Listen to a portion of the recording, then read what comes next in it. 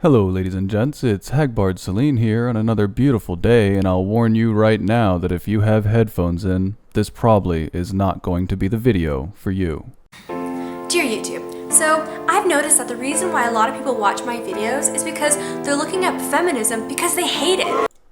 Well, sure, that's how I stumbled on your page, but I stayed for them lips though. Well, if you're one of them, then this video is for your education. Ironically, dear, this video is for your education. If not, this is for your sheer entertainment. Enjoy! Oh, I'm sure we will, dear. And what is it with the moronic music in the background of all these? Gee, every single one you find when they're trying to pretend they have production value, they just dump some random background music in it and say, "Yep, good enough." That's cheeky. She's implying she's the smart person. Number 1 is to identify the argument. Look for a premise and a conclusion. Did you know that your tone and pitch of voice could cut glass? A premise is a set of points leading to the final idea, and the conclusion is the idea that you're trying to prove. So, can you help outline the premise that leads one to the conclusion that all white people are racist? Or that only white people can be racist?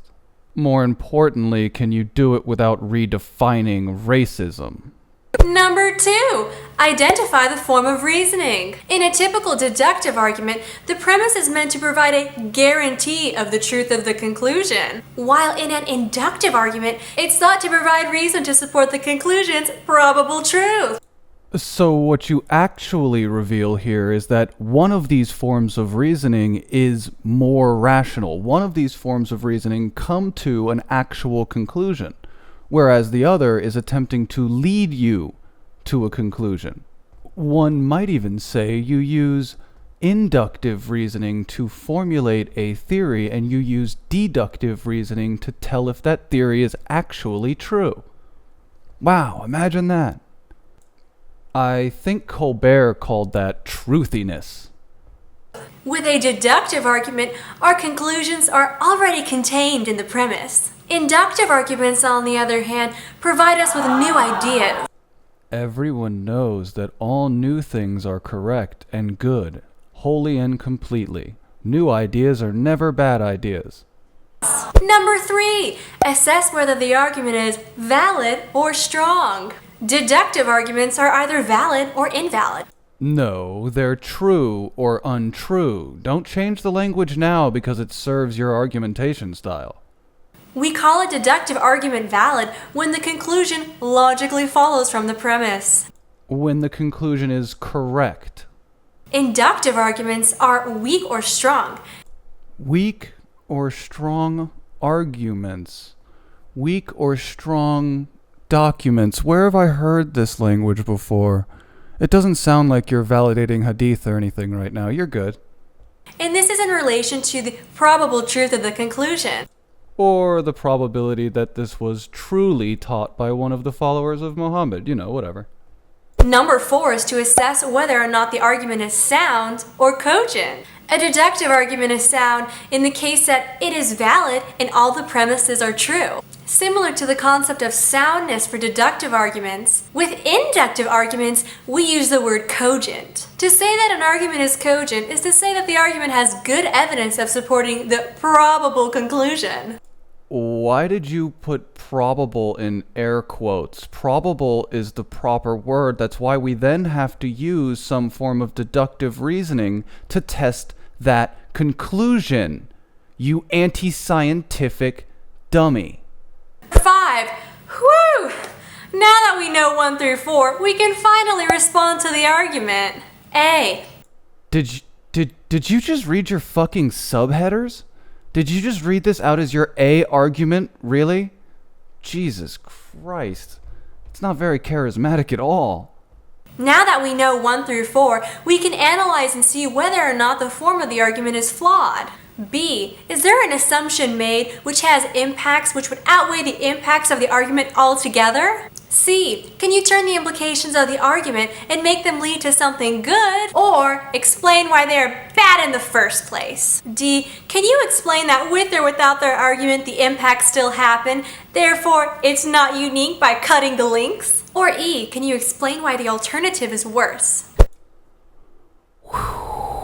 Wow, there was so much wrong with that, I don't even know where to begin. Now that we know 1 through 4, we can analyze and see whether or not the form of the argument is flawed. First and foremost, your A subheader was utterly unnecessary and redundant. B. Is there an assumption made which has impacts which would outweigh the impacts of the argument altogether? Your B subtext here is absolutely meaningless without any sort of context. C. Can you turn the implications of the argument and make them lead to something good, or explain why they are bad in the first place? In C, you appear to be making a straight-out moral judgment on the argument, which seems kind of odd. D. Can you explain that with or without their argument the impacts still happen, therefore it's not unique by cutting the links? Your argument here appears to be that if you were to say that a large portion of black people are in poverty because of racism, and I were to say it's not racism, it has to do with cultural life choices, and you were to say, well, even if that's true, there are still a large amount of black people in poverty, so I'm right. I mean, if I'm wrong here, someone correct me, but... Or E. Can you explain why the alternative is worse? Again, this is, in one sense, meaningless as you've pro-offered it in a void, and in another sense, it appears to have over or undertones of moral judgment, which I don't think is how one argues. Number 6. Don't fall into the trap of non sequitur arguments. Oh god, here comes the inevitable highbrowing over logical fallacies that every fucking 12th grader knows. Ad hominem.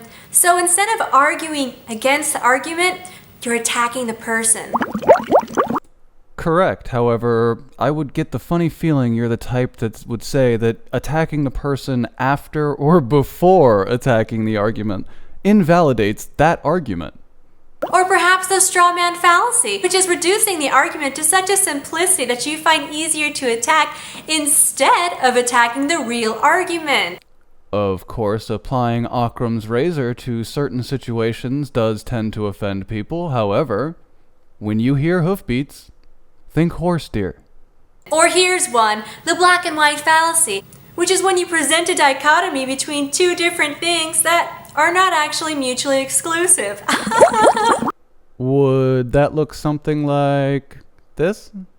If you believe in the advocacy of women's rights on the grounds of social, political, and economic equality to men, you're a feminist. It's not a bad word. It just means what it says. If you're not a feminist, why don't you believe in equality? That's a bit messed up. Number 7 may be a little bit hard, but I believe in you. Number 7's to be open-minded. Well, Go away, you do not get to shill. I would agree. We should all strive to be open-minded. However, I have yet to meet a feminist or intersectional feminist who is open to the idea that feminism perhaps is not the end-all, be-all best thing for women, and that intersectional feminism may actually do more divisive harm than any good in society. Of course, none of that's going to matter, because you guys are indoctrinated into a religion that's actually willing to have you sit on a camera and say that inductive reasoning is more important than deductive reasoning, or at least just as valid, which is laughable. Completely laughable. If you look it up, they even say it only has its place in science in formulating hypotheses, not conclusions. You're using the wrong words, and I don't know why, aside from to push your religious agenda. You're practicing religious apologetics with feminism. Congratulations, you're insane. Hope you enjoyed, everyone. I'll catch up with you later in the week. Good luck, stay safe, and goodbye.